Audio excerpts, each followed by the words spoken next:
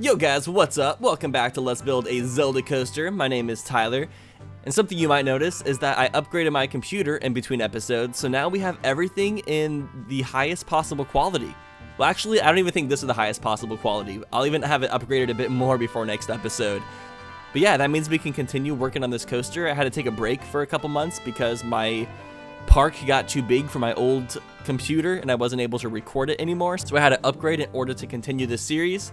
And now we are back in track and we continue making this gigantic coaster, which we're not even that close to being done. We still have so many ideas. But in between episodes, I thought of all the ideas for the narrative of this story. So I decided that I want to include voice acting to help tell the story. And I'm going to have some of my friends do some voice acting for Navi and some other characters. But pretty much my idea is I want the coaster to start off in an area by the Lost Woods where a fairy tells you to hurry up because Ganondorf is about to release a spirit underneath Kakariko Village, and we need to stop it.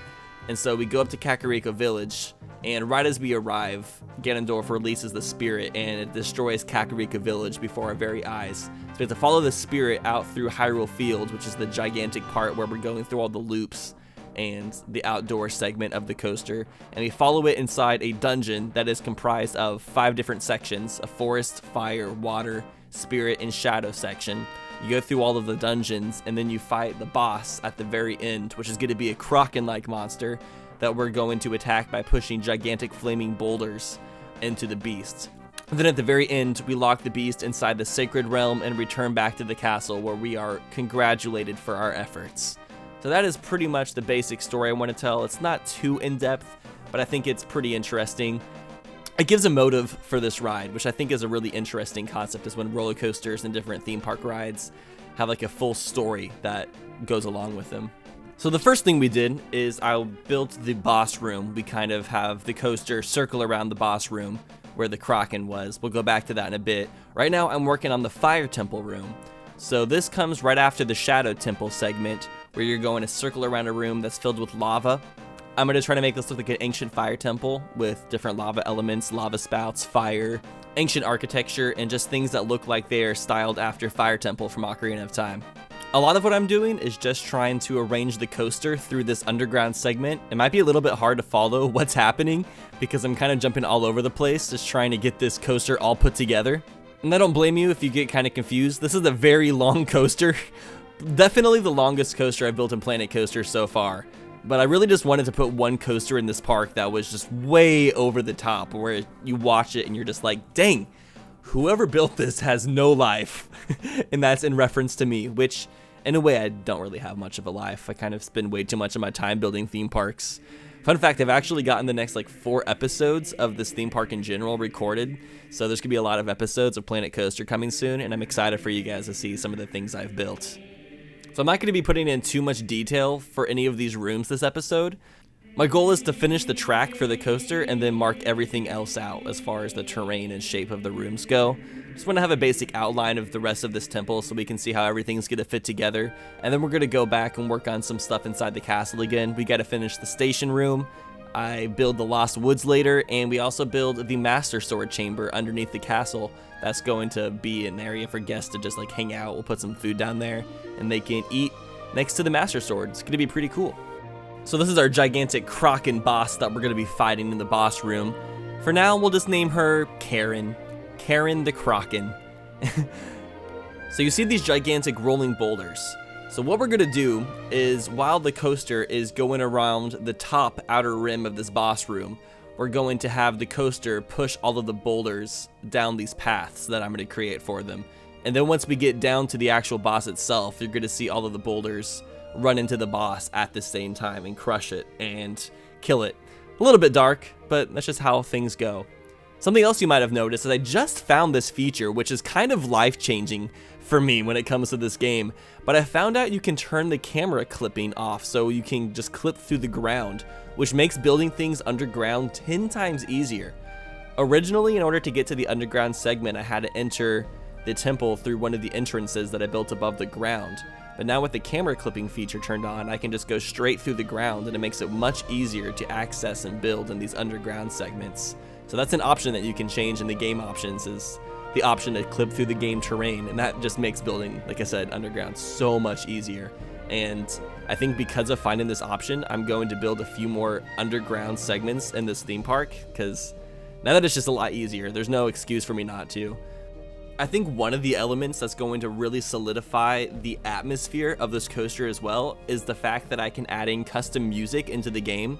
So all the areas that we're going through on this coaster, I can put Zelda music to help really solidify the area that you're supposed to be. So once we're going through this little Spirit Temple segment, I'll put Spirit Temple music. When we're going through the Shadow Temple area, I'll put some Shadow Temple music, and we'll really set the tone through Zelda music, because I feel like that's one of the most themed elements that we're able to add into this coaster.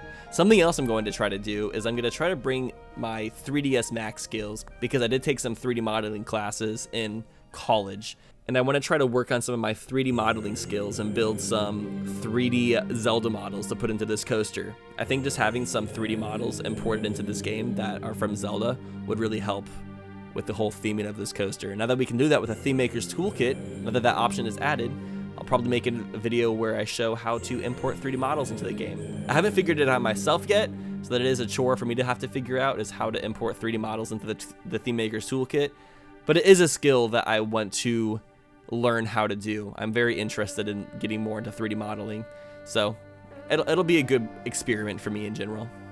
So the next room we're working on is the Spirit Temple room. It's going to be a larger room that is filled with scorpions and booby traps, things that you would find inside like an Indiana Jones temple. We're still going to call it the Spirit Temple. We'll have some Spirit Temple music, some Spirit Temple elements. I'm not basing the theming directly after the Zelda temples and Ocarina of Time. It's more so inspired by, just because we have a limited amount of scenery pieces we can use, so I can't make it 100% accurate. But I think as long as we get the general vibe, like this isn't a replica of the Spirit Temple. It's just supposed to be reminiscent or give you the vibe of the Spirit Temple. And like I said, I think the music will be the biggest element in adding the specific atmosphere that we're trying to convey. I think the number one thing I could do to make this coaster seem more Zelda-esque is to import some enemy models from different Zelda games. I think it'd be cool to have some like Bokoblins in these temples, or Skulltulas. We have these scorpions, but there really isn't any scorpions in Zelda games as far as I'm concerned. Maybe as a boss or something, but it's not a common enemy that you fight. So it'd be cool to get some enemy models in here, which we'll figure out how to do. I also know I can download a lot of 3D models from the internet. You can also purchase 3D models as well. So maybe there's some other Zelda models I can download from other websites and transfer this type of model they are into something that's compatible with the Theme Maker's Toolkit. We'll get it all figured out. There's a lot to speculate, a lot of work to do, but we're still getting it done. Still moving forward slowly but surely.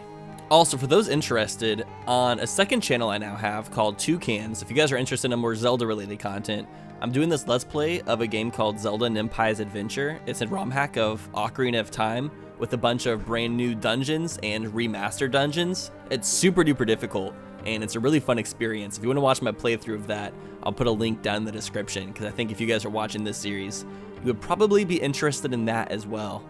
I actually just finished the Spirit Temple on that Let's Play that I've been uploading on my channel, so it was a doozy. It took a lot of time to go through. It's a very difficult ROM hack. Alright, so I think that's all we're going to do for the dungeons this episode, and kind of just working on those in increments. I'm going to switch between working on the dungeon and working on the castle. The next thing we're going to do is we're going to work on the station room, which is very empty and bland right now. And my original intention was to add some Spirit Tracks elements into this room as our inspiration, but I was looking up images of Spirit Tracks and I can't really find much to pull inspiration from as far as Spirit Tracks goes. I might have to pull out the game myself again and just like play through it and see if I can find some inspiration, but I really didn't know what I could base it off of. So I just decided to build a more castle looking structure with some cool architecture styles inside the station for now. And if you guys can think of any elements, if you want to send me any pictures or tell me exactly what I could base my inspiration from. So I was gonna kind of theme it after one of the train stations from Spirit Tracks, but then after like looking into it, I realized there wasn't really any great train station models in the game, so I don't really know. So for right now, we're just gonna keep this as a kind of chill station room. I don't think we need too many references in here. I'll probably just import some 3D models into this room later to kind of flesh it together. But right now, the main goal is just to make the architecture look fleshed out and detailed, so it looks like there's a lot of work put into everything. The main goal is to get as many references in this coaster as possible, but for now, I think the main focus is just like making sure things are built in the first place so it doesn't look like we didn't put any work into it, So I think just decorating this room and putting a basic structure to it is our first main focus, and then we can put some references later if we can think of some or find some to add in. Also, another fun fact is the last Nintendo Direct that we got, they announced a new Zelda remake of Link's Awakening. I am in love with the art style. I think the really cartoony, shiny art style looks really good in that game. I know a lot of people have had problems with it, but I'm the type of person who doesn't really care too much about a graphics or art style as long as the gameplay is fun and the gameplay of the game looks really fun. Now, I haven't played Link's Awakening yet, so I'll probably stream through it, like a blind playthrough, sometime within the next month. That's like my next goal within the next month or so, is to start really getting into streaming and content creation again. I've been slacking a little bit, but I just created a schedule for myself to try to get myself back on track and get content out to you guys a little bit more frequently. Because some good Zelda playthroughs. You can never have too many good Zelda playthroughs on the internet, that's for sure. But I think I've mentioned this on this series so far, but the only Zelda games I have not played are Link's Awakening and Oracle of Seasons and Oracle of Ages. But now that they're remaking Link's Awakening, I really gotta play the original, because I want to play the original before I play the remake. I'm that type of person. Also, we're gonna have a comment question of the day like I normally do on these Zelda episodes. The comment question is gonna be, what is your favorite art style or graphic style out of all Zelda games? Not what is your favorite Zelda game as far as gameplay goes, but if you had to judge based on just the art style, what is your favorite game? Zelda is pretty much known for having so many different art styles. Each game has a pretty radically different art style. So I'm interested to see what you guys think and why. Let me know in those comments below. So I think the station room is looking a little bit better now. The next thing we're going to work on is this room afterwards. It's a pretty small room, but I'm going to make it themed after the Lost Woods. So what you do is you leave the station and you go into a little section of the Lost Woods, and that's where you're going to see the fairy, and we're going to use some lighting effects to make it seem like you're chasing a fairy through the Lost Woods while it's talking to you. And then as you're going up the chain lift hill, which is pretty long, you're going to see a little fairy like trying to beckon you, and it's going to say like, hurry, we got to be fast. And the fairy is going to kind of explain the situation, like what's happening. And then once you get to the top of the chain lift hill, you're going to start seeing some effects that make it seem like there's an invisible spirit brushing through Kakariko Village, and you'll see fire trailing behind it, so like it's lighting the whole village on fire. And then we'll chase it out of the cave and through the outdoor section. So I'm really excited. I think the story is not too complicated, but I think it definitely does the job, and that's the main goal of a simplistic story. It's a kind of tiny Lost Woods. I don't think anybody would actually get lost in this Lost Woods, but like I said, once we add the music and some of the effect and some particle effects to bring it to life, kind of like how they have in Ocarina of Time, the little particle effects in the air, I think it'll all come together really, really nicely. Well, now that we've got a main majority of this station area figured out, the next thing we're going to work on is the Master Sword room. So I said I was going to do this, and I wasn't joking. I'm putting in a lot of work. We're going to put a Master Sword room down underneath this main lobby room. Very similar to the Master Sword room that you find in Legend of Zelda: The Wind Waker inside Hyrule Castle. One of my goals is I want to give this castle more purpose, because right now the only thing you really do in here is you can get in line for this roller coaster and ride on the roller coaster. But this castle is really, really large. It's the largest structure inside this whole entire park, so we kind of got to make use of it.